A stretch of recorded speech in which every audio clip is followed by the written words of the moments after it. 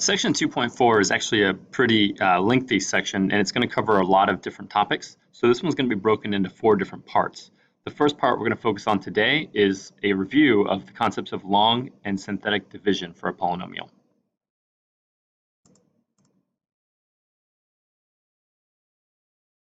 So just to remind you of how long division will work, let me remind you of applying long division to a number like 14 into 29,835. So what we're going to see is a polynomial here, something like 3x plus 5. So treat each term in the polynomial like one of the digits in the number you're dividing by. So if you remember this from back in elementary school, you determine what the digit inside of the box, if you divide it by the numbers out front, you put that answer on top. So 2 is not divisible by 14. So then I include both numbers. I add the next digit, 29. If I divide 29 by 14, my answer would be 2. And then whenever I write a number on top, you multiply it by everything out front. So remember, you'll be distributing it through a whole polynomial in a moment. So 2 times 14 is 28. And then once you figure out whatever your number is, you subtract it. So 29 minus 28 is 1. And then you bring the next digit down, 18, and you just keep repeating this process. So then I would say, what is 18 divided by 14? That would be 1, so I would write a 14 down here. And then again, I would subtract that whole number, so I would have 4. I would bring the next digit down, have 43, and you just keep going. And so your answer is what you have on top, and then if there's a number left over, that's what we call the remainder of your answer. So a couple important things to comment on about the polynomial long division process. One of them is that you have to make sure you have the polynomial in standard form. That means the exponents need to be in decreasing order. So start with the biggest power of x and count down. Make sure it's in that order. The second thing is you may see some missing terms, and those missing terms need to be replaced with zeros. By missing terms, I mean if you see an x cubed term, but then you don't see an x squared term, which should come after it, you would fill in a 0 in whatever spot you have, either for the polynomial out front or for the polynomial inside that you're dividing. So whenever you see a missing term, if you see an exponent, a power of x that's missing, make sure you fill in zeros in that spot and then go on to the next term. So then you would continue with x to the first or the constant, etc. Now, one of the important things about long division, a lot of you may remember that you like synthetic division more, which is great, but the problem is synthetic division only works when you're dividing by something that has x to the first power in it. As soon as you are dividing by something, if your number out front has like an x squared or an x cubed, then you have to use long division in those cases. That's why we still have to use long division sometimes. So here's a quick example using long division. I'm going to divide this polynomial by this polynomial. So again, pretend that this was like the 14 in the last example, and this was the 28,000 number. So each term is like one of the digits. So in this case, I'm going to have 3x plus 2 out front. And I am dividing that into 3x cubed plus 5x squared plus 8x plus 7. This one did not have any of the missing terms I was warning you about. The biggest exponent was 3, and I have the third power, second power, first power, 0 power. So I wasn't missing any terms on either of my polynomials. So first step, I need to begin with the first term that I have inside, which is 3x cubed, and I'm going to divide that by 3x. You can just ignore the other terms for a second. So I'm just going to focus on the first term here and the first term here.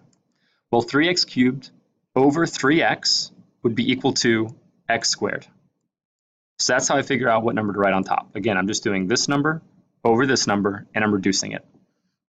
Now, once I figure out the number on top, I have to multiply it by everything out front. So x squared times 3x is 3x cubed.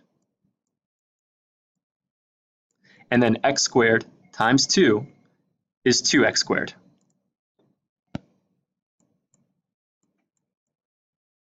So now an important comment here is when you're doing your subtraction step, put parentheses around what you got from distributing, because you need to make sure you're subtracting the whole line. So I want to have parentheses to remind myself that I'm also subtracting 2x squared from what I have above. So the parentheses will indicate that I'm subtracting everything in here. Now the 3x cubed minus 3x cubed will just cancel perfectly, so that's gone. And then 5x squared minus 2x squared will be 3x squared. Bring the next digit down, or the next term since it's a polynomial, and repeat the process. So again, only focus on the first piece here, 3x squared over 3x. If you simplify that fraction, 3x squared over 3x, you just get x. And so when I distribute that, x times 3x, and then also x times 2.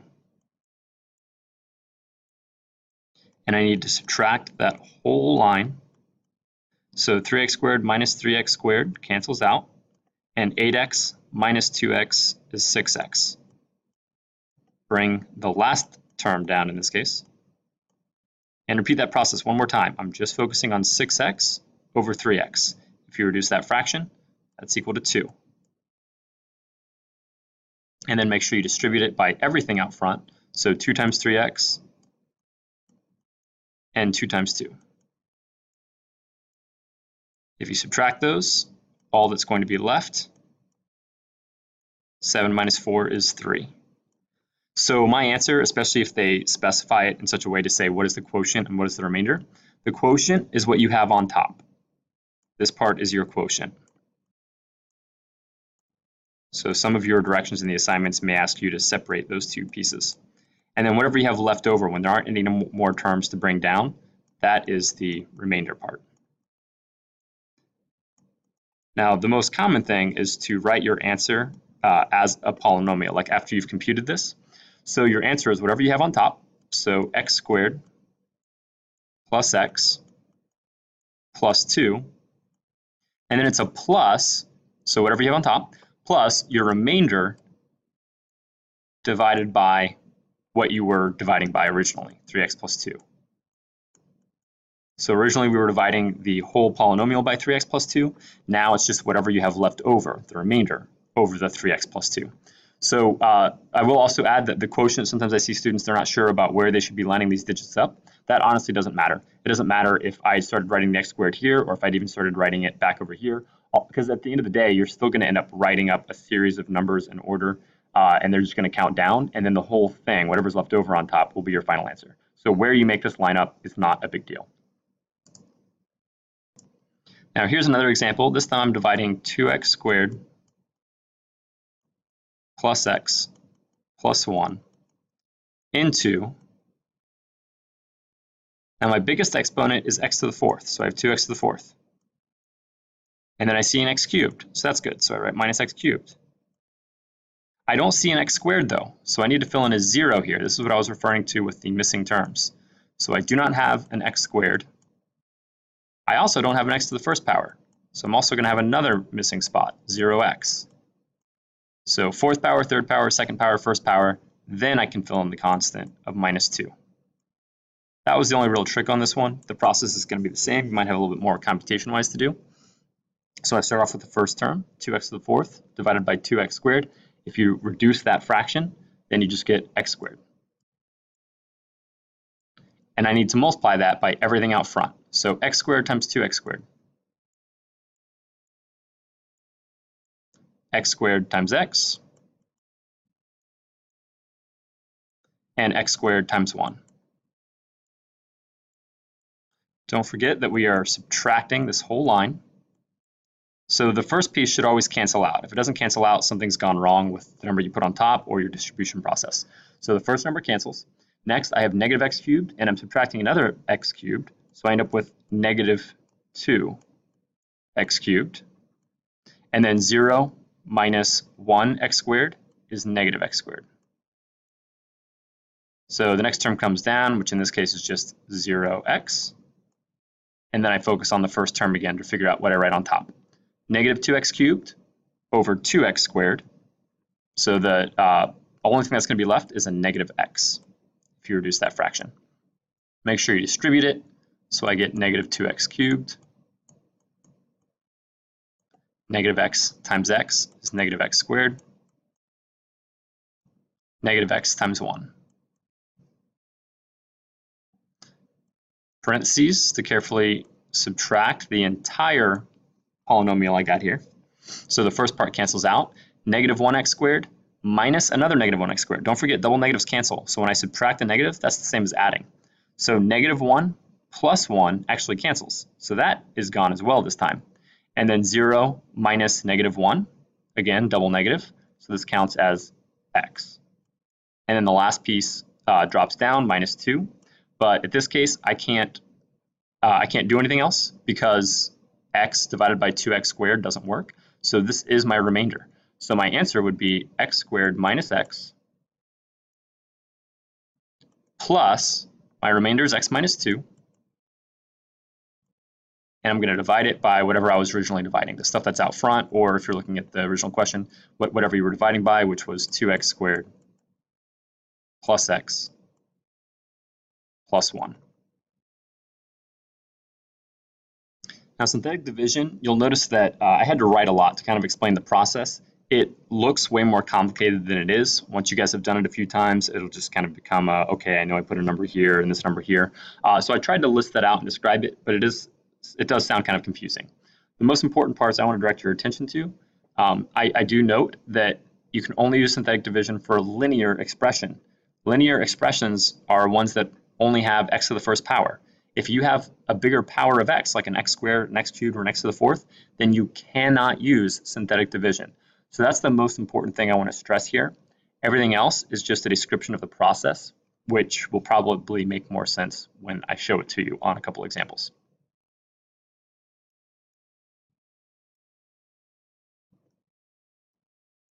So first thing to check, since what I'm dividing by is linear, it's only x to the first power, I can use synthetic division. Now, if I write x plus 2 equals 0 and solve, you get the solution of negative 2. That was what I had for the first step. This number goes in the little box here, so negative 2. Next, look at the polynomial you're dividing. The coefficients are what I care about. I'm going to list them out next to the box. So 1x cubed, negative 14x squared, positive 51, and negative 54.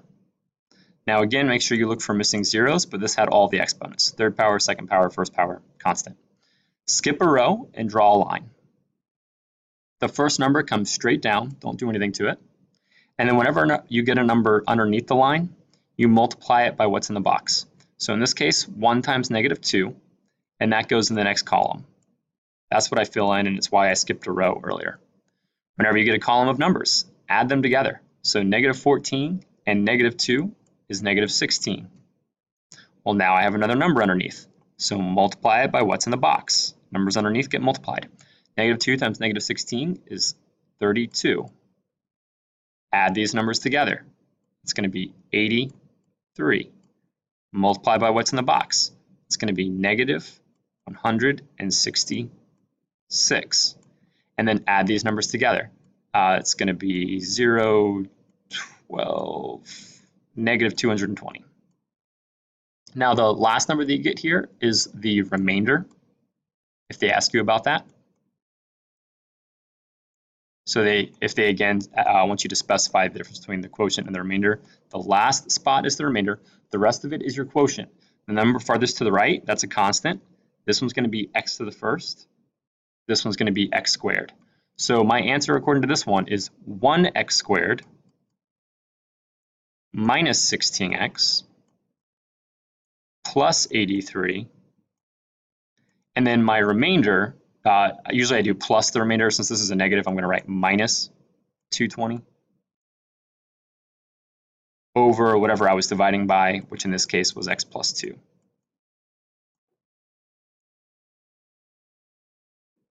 So here's one more quick example. This time I'm going to have to deal with the missing 0 value because I have an x cubed, but I don't have an x squared, and then I have x, and I have x to the 0. So my solution from setting x minus 7 equal to 0 and solving gives me a value of 7. So that's what's in the box. And then the coefficients are 1. I don't have an x squared, so I need to put in a placeholder here. And then it goes to the first power and the number by itself. So I skip a row, draw a line. The first number comes straight down, multiply by the box, add the column, multiply the box, add the column, multiply the box, and add the column. Now this means something special when your last value comes down to a 0. It means that this original polynomial was actually divisible by x minus 7. It doesn't have a remainder, so this is actually a factor of it, which is something we'll explore more in a later part of this section. So since this one has a remainder of 0, my answer is just the quotient part. Remember, this is the constant, x to the first power, so this must be x squared, 1x squared, a positive 7x, and then minus 8. So that's all for this concept. Hopefully that will be a useful review for you guys on long and synthetic division. Don't forget, use synthetic division if you're just dividing by an x to the first power expression. If it has a bigger exponent, then you're going to have to use the long division, even though it's usually not people's favorite.